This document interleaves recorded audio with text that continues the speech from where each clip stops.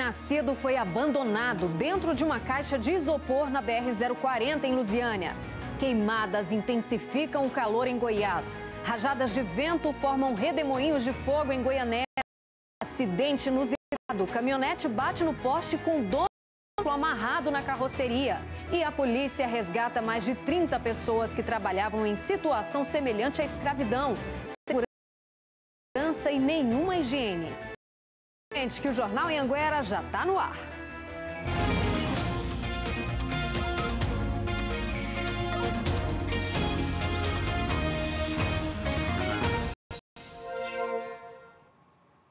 Olá, boa noite. Agora são 6h43 e um recém-nascido foi encontrado hoje dentro de uma caixa de isopor às margens da BR-040 em Lusiânia. A Daiane Jardim conversou com os médicos que atenderam essa ocorrência e tem os detalhes pra gente. Daiane, como assim? Que história é essa? O bebê tá bem? Boa noite para você.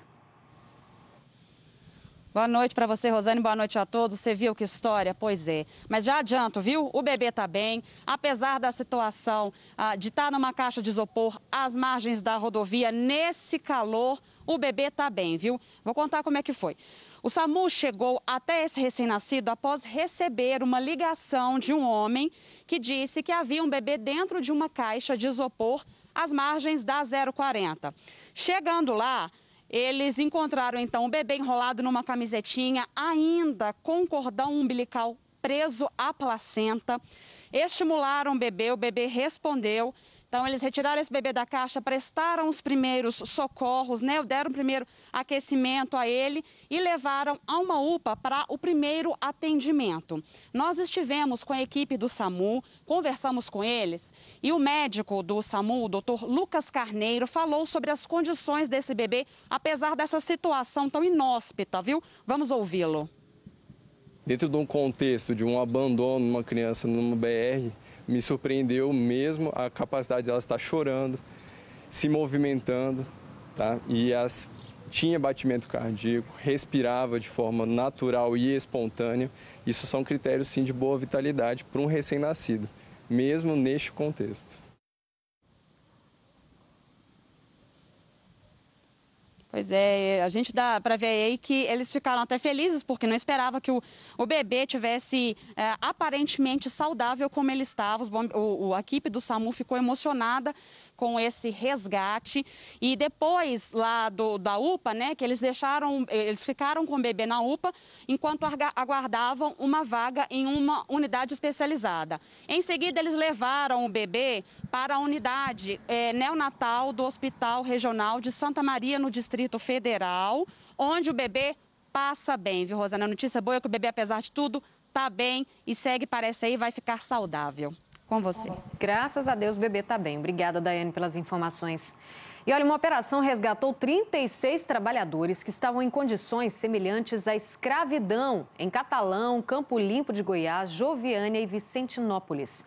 O Jonathan Moreira está em Itumbiara e tem todas as informações para a gente, porque o Ministério do Trabalho encontrou até menor de idade, gente, trabalhando em péssimas condições. Não é isso, Jonathan? Boa noite para você. Para você também, Rosane, e para todo mundo que está acompanhando a gente, dá para acreditar que em pleno século XXI ainda aconteça isso? Foi isso que a Superintendência Regional do Trabalho encontrou durante essa fiscalização em 4 cidades. 7 empresas foram autuadas porque estavam mantendo 36 pessoas, inclusive menores, em condições de trabalho semelhante à escravidão. Essas pessoas não tinham o salário pago regularmente, não recebiam horas extras, estavam trabalhando sem o equipamento de proteção individual, não tinham sequer água potável para beber e, além de tudo isso, não tinham a carteira assinada. Diante disso, a superintendência então determinou o fechamento, a interdição de 5 pedreiras de extração de pedras portuguesa em Joviânia e Vicentinópolis, uma carvoaria em Catalão, determinou também a interdição de uma floresta de eucaliptos em Campo Limpo de Goiás. Das 7 empresas autuadas, apenas 2 se propuseram a negociar e resolver essas pendências com seus funcionários. As outras 5 serão acionadas pela Justiça do Trabalho. Ao todo, foram confeccionados 150 autos de infração. E se a gente somar todos eles, nós chegamos aí a quase R$1 milhão em multas. Como a superintendência não citou, não falou quais são as empresas que foram autuadas, nós não conseguimos contato, portanto, nós não sabemos o que dizem essas empresas, Rosane. Tá certo, Jonathan, obrigada pelas informações. Gente, que absurdo, né? Aproveitar aí de uma situação difícil do trabalhador. O trabalhador aceita trabalhar nessas condições porque precisa, né, gente? Está passando dificuldade. Olha lá, ele não está lá, não é porque ele quer, não. É porque ele precisa, tem contas para pagar. Olha, vamos mudar de assunto. Um homem de 47 anos ficou ferido num acidente de trânsito em Catalão. A batida foi registrada pelas câmeras de segurança. A vítima estava amarrada na carroceria da caminhonete e dentro do veículo estavam 2 homens que chegaram a fugir do local, mas acabaram sendo presos.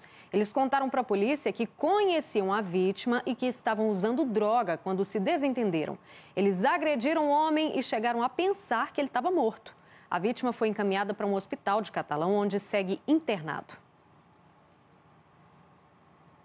E a Polícia Civil fez hoje uma operação para desarticular uma quadrilha que usava documentos falsos para conseguir créditos em instituições financeiras e em lojas varejistas. Além do Distrito Federal, os criminosos agiam também nos estados de São Paulo, Espírito Santo e aqui em Goiás. A operação cumpriu 32 mandados de busca e apreensão e prendeu 21 pessoas no Distrito Federal, Piauí e em Goiás. Além de cidades satélites, os policiais fizeram buscas em municípios como Santo Antônio do Descoberto e Novo Gama, na região do entorno, e em Caldas Novas. Os criminosos utilizavam documentos falsos para conseguir crédito em instituições financeiras e em redes de lojas varejistas. A operação contou com o apoio de 250 policiais civis. A organização criminosa, considerada pela polícia de grande federal, São Paulo, do Espírito Santo e também aqui de Goiás. Segundo a polícia, os golpes aplicados aí pela quadrilha giram em torno de 8 milhões de reais. O grupo já possui vários antecedentes criminais. Eles foram indiciados por organização criminosa, estelionato e uso de documento público, mas possuem também antecedentes criminais pela prática de crimes graves, como homicídio, extorsão mediante sequestro, roubo com restrição de liberdade, tráfico, dentre outros. E começa na sexta-feira a força-tarefa para impedir aglomerações durante o feriado prolongado. Pirenópolis, que já vinha reforçando a fiscalização com barreiras sanitárias e exigindo a comprovação de reserva ou de residência, agora ganha reforço com a determinação do governo do estado. O Bruno Mendes está chegando com mais informações para a gente, porque, Bruno, essa medida vale não só para Piri, mas para todas as outras cidades turísticas, né? Boa noite para você.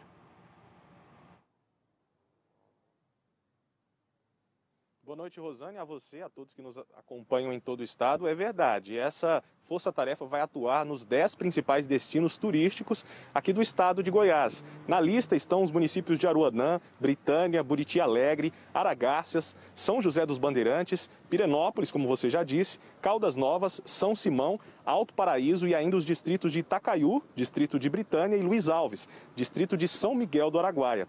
Esse trabalho conjunto vai começar na sexta-feira, dia 9, e dura até a terça-feira, dia 13. Vão participar dessa força-tarefa a PM, o Ministério Público, a Defensoria, o Judiciário, o Legislativo e também a Prefeitura. A intenção é evitar o que aconteceu no feriado anterior, no dia 7 de setembro, quando esses principais destinos turísticos registraram aglomerações por todo lado. A PM mesmo disse que vai reforçar a fiscalização em bares, praças, locais que possam gerar aglomerações. Além disso, o Batalhão Ambiental da PM vai fiscalizar atrativos turísticos, trilhas, cachoeiras e, além disso, a PRE, a Polícia Rodoviária Estadual, vai reforçar o efetivo e vai fiscalizar também as rodovias estaduais, semelhante ao que acontece durante os feriados. De acordo com o governo do estado, o ideal, a intenção é que só os turistas que tiverem reservas em hospedagens possam entrar na cidade, assim também como os moradores, que vão ter acesso liberado. Pirenópolis é exemplo de uma cidade que tomou iniciativas parecidas,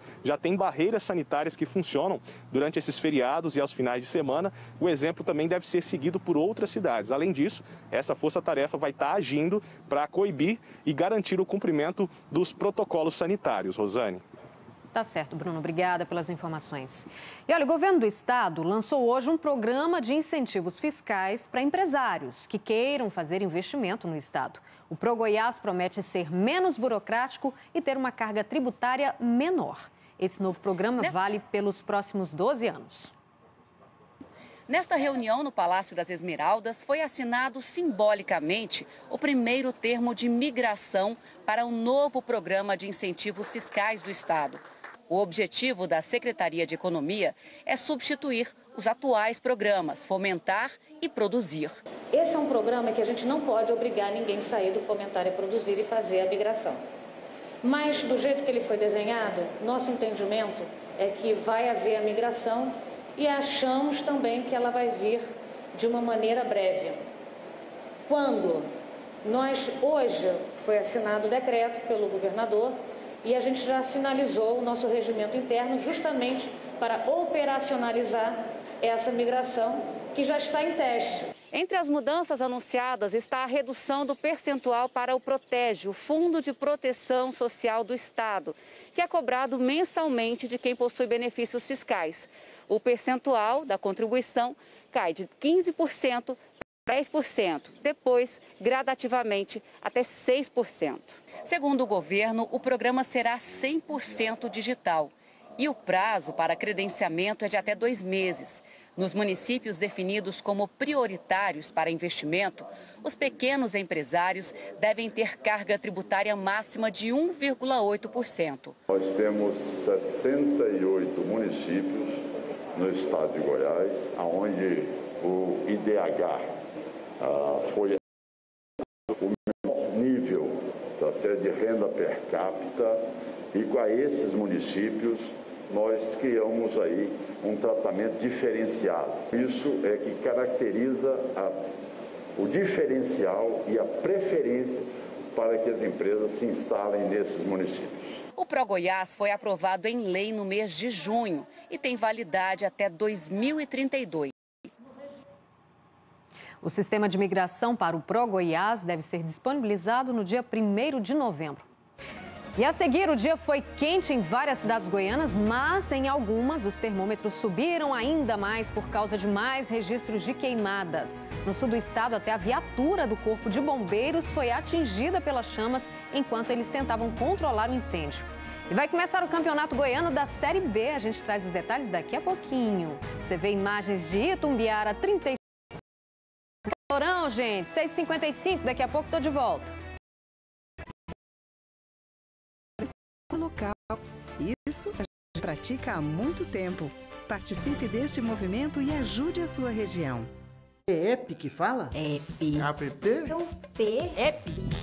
O Jornal Daqui não vai mais sair da sua mão. Chegou o app Daqui Digital. Você compra as edições, junta os selinhos, acompanha sua cartela. Tudo no celular. E ainda manda seu recado para a redação do jornal. App Daqui Digital. É app. Não importa como fala, a gente fala com você onde você estiver. App Daqui Digital. Baixe agora. Vem pertinho pra brincar. Vamos juntos cantar. Se eu cair, me ensina a andar. O principal é amar. Oferecimento. O Leão Kids. Sua criança merece o melhor.